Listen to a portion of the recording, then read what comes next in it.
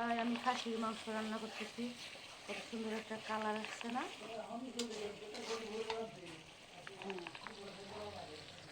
অনেক সুন্দর করে সেজেছি আমি, লিপস্টিক, চশমা, খয়েরি কালার একটা টপস, তারপরে হচ্ছে এই যে কত সুন্দর কালার আসলো। লবণ লবণ দিয়েছি, লবণ এই যে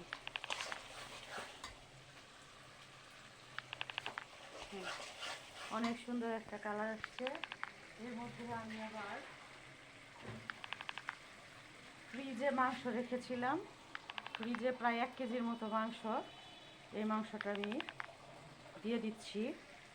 একটু পানি হচ্ছে, এই তো মাংস একেবারে তরতাজা।